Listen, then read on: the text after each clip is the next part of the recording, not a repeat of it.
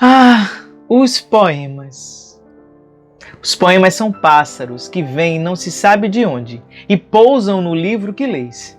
Quando fechas o livro, eles alçam voo, como de um alçapão. Eles não têm pouso nem porto, alimentam-se um instante em cada par de mãos e partem. E olhas então as tuas mãos vazias no maravilhado espanto de saberes que o alimento deles já estava em ti. Mário Quintana.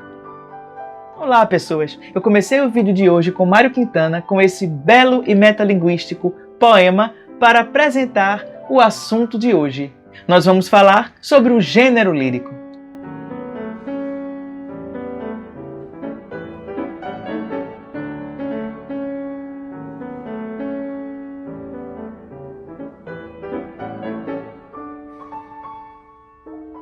O gênero lírico surge na Grécia para dar vazão aos desejos e anseios do ser humano em expressar os seus sentimentos em uma maior subjetividade, uma maior individualidade.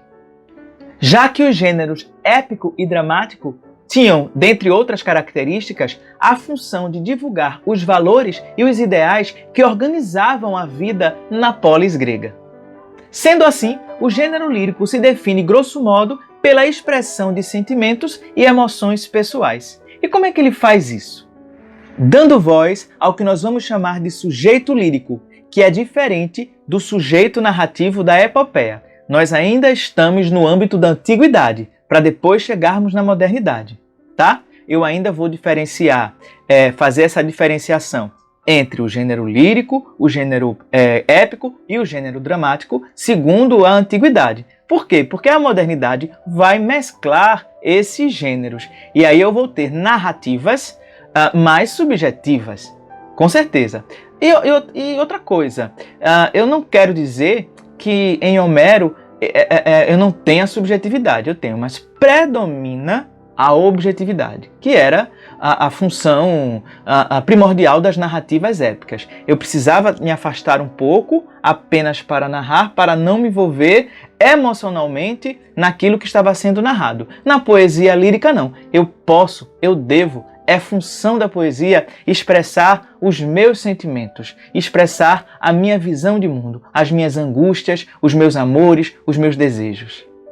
Em uma tentativa de explicar a relação entre a poesia e a expressão de sentimentos, o poeta norte-americano Robert Frost dizia que o poema nasce de um nó na garganta, de um sentimento de que algo está errado, das saudades de casa, das amarguras do amor, para ganhar forma no pensamento que encontra as palavras exatas para expressá-lo.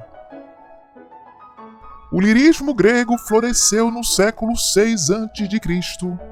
e era antigamente cantado ao som de instrumentos chamados lira, daí o nome lírico. A lira na antiguidade também estava associada a um dos deuses mais cultuados e amados do Olimpo, Apolo, o senhor das musas, o deus do sol, da profecia, das artes, da música, da poesia.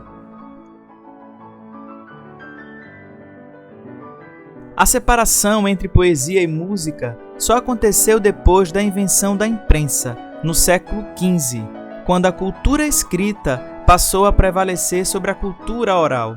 É por essa razão que, para os antigos, a lírica é sempre associada à música e ao canto, enquanto para os modernos ela se define essencialmente pela expressão subjetiva. Embora vários poetas da antiguidade tenham se dedicado à composição dos poemas líricos, esse gênero literário não era tão valorizado quanto o épico ou dramático. Adolescência, adolescência, você se vai? Aonde vai? Não volto mais para você não volto mais. Eia, rapaz, traz-me o cálice para que eu beba do malento. Mescla na taça 10 partes de água e 5 de vinho, pois quero de novo embebedar-me sem tantas histórias. Eia, não façamos como os citas que bebem do vinho entre brigas e gritarias, mas calmos brindemos entoando belos cantos em louvor aos deuses. Bebamos, porque havemos de esperar pelas lucernas. O dia tem a extensão de um dedo. Traz as taças grandes, meu amor, as coloridas taças. O filho de Semele e de Zeus aos homens o vinho deu para esquecimento de seus males. Encha-as até transbordarem, uma parte de vinho para 2 de água, e que uma taça empurre a outra. Que povo pra beber, hein? É por isso que Platão expulsou tudinho da República. Aquele que nos seus mais tenros anos algo de novo encontra que de amor o rende, alta esperança cria e voa firme nas viris asas de sentir-se um homem. Mas que riquezas são seus pensamentos. É um dia só a vida humana. O homem o que é, o que não é, sombra num sonho, é o homem. Foi somente no Renascimento italiano que a poesia de expressão subjetiva ganhou o reconhecimento equivalente ao dos demais gêneros. Isso aconteceu quando o gosto do público leitor foi conquistado pela poesia amorosa de Petrarca e seus seguidores. Desse momento em diante, consolidou-se a identificação da lírica como um dos 3 grandes gêneros literários.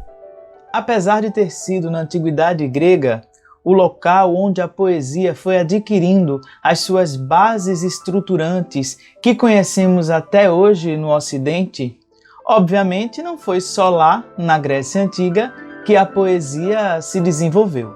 São inúmeros os registros de poesia no Egito Antigo, em que se cultuava a morte, os deuses e a agricultura. Além, é claro, da poesia da China e de todos os povos do Oriente. Mas se os gregos não criaram a poesia, é na Grécia Antiga que nós podemos ter uma noção dos primeiros passos desse gênero. Na Grécia lendária, quando era o início da primavera, os habitantes se dirigiam aos oráculos, geralmente pequenas grutas ou abismos de montanhas considerados sagrados, e se reuniam em torno da pitonisa, que se acreditava na época ter o poder e a capacidade de predizer o futuro. Ao acompanhar o ritual da sacerdotisa, todos os homens se punham a gritar, fazer seus lamentos e dançar, enquanto ela declamava suas profecias, inspirada nos deuses. Com o tempo, esses gritos aos oráculos ganharam uma força tão grande que passaram a expressar as emoções coletivas. Essa comunhão permitiu com que os homens se identificassem com essas emoções compartilhadas. Os gritos carregados de intensa carga emocional podiam representar um lamento agudo e forte, a maneira primitiva dos homens aparecerem frente aos deuses. Os dizeres, então, eram repetidos e declamados em versos que se tornavam predominantes nesses rituais. Até constituíam algo previsível, mas a energia e a crença na força dos ritos permaneciam. O tempo foi passando e a poesia, ou primordialmente esse grito coletivo, ganhou uma outra característica, um caráter individual. Apesar de nós ainda termos, sobretudo no campo religioso, esse caráter mais coletivo da poesia, nos cânticos, nos clamores, nas ladainhas e nas orações.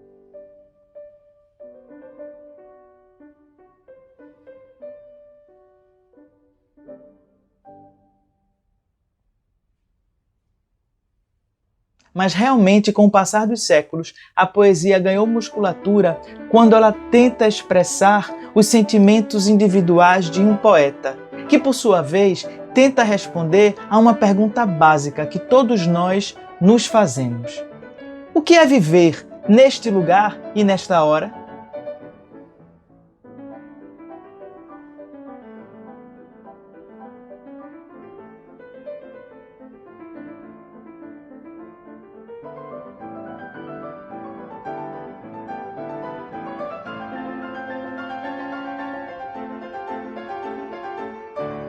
Que vai predominar no gênero lírico, que o afastará dos outros gêneros, é esta profunda subjetividade, este profundo necessitar de expressar seus sentimentos.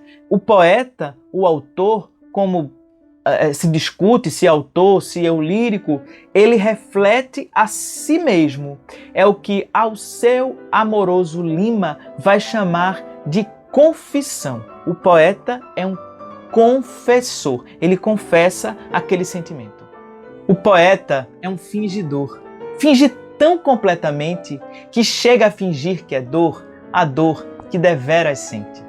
Essa primeira estrofe do poema Autopsicografia, do poeta português Fernando Pessoa, revela bem o fato de que a poesia é reflexo da alma de um poeta, que mesmo que ele minta, que mesmo que ele finja, ele pode estar fingindo que é dor, a dor que realmente ele sente, como está bem evidente na poesia. E as pessoas que leem também se identificam com aquela dor, porque é isso, o eu, essa casa, vamos chamar de casa, essa casa eu, depois que o poeta entrega a poesia ao mundo, ela se torna uma casa vazia.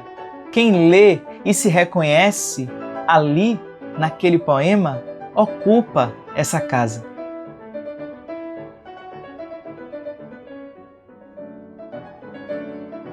O gênero lírico se caracteriza por alguns elementos básicos. O primeiro é a forma, que em sua maioria é em versos, ou seja, uma linha embaixo da outra, ou em prosa, um texto mais corrido. O segundo elemento é o conteúdo, que são as particularidades, as subjetividades do eu. E o terceiro é a composição, onde predomina a exposição dos sentimentos.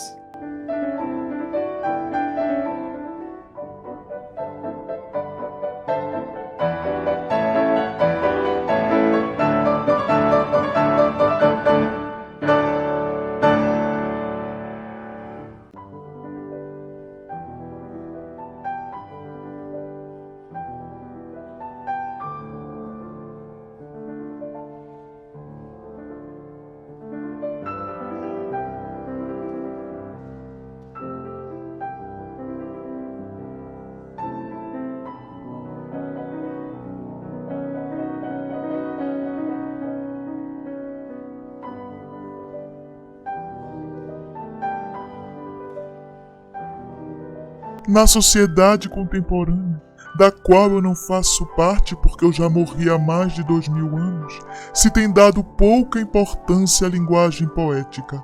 Mais do que ela, vale a linguagem da política, da propaganda e de outros tipos, valorizados pelos resultados econômicos e sociais que possibilitam. Se fosse feita uma consulta, certamente seria constatado que a poesia faz parte da vida das pessoas em porcentagem tremendamente baixa, em comparação com os discursos e as mensagens publicitárias consumidas pelos indivíduos. O poema hoje, numa sociedade altamente tecnológica e dividida em classes, é produzido por poucos, muitas vezes considerados malucos e subversivos. Consumido por um grupo também considerado louco e subversivo, a meu ver, tanto quem produz quanto quem consome poema faz parte de um grupo que simplesmente resiste. E finalmente, em nosso tempo, a poesia menos aclama aos deuses e mais ergue vozes de rebelião e rebeldia. Pois é, minha gente, essa introdução ao gênero lírico eu encerro agora, mas eu volto a falar dele num próximo vídeo em que abordarei questões mais estruturais, como rimas, versos, métrica, ritmo, ou seja, tudo aquilo que pode ou não fazer com que um poema seja um poema. Será que existe receita para um poema? Enfim, isso é uma resposta que eu só vou dar no próximo vídeo. No mais, deixa aquele like, comenta, divulga, aperta o sininho, se inscreva e leia muita poesia, porque é muito enriquecedor e engrandece a nossa alma. Beijo para vocês e até o próximo vídeo.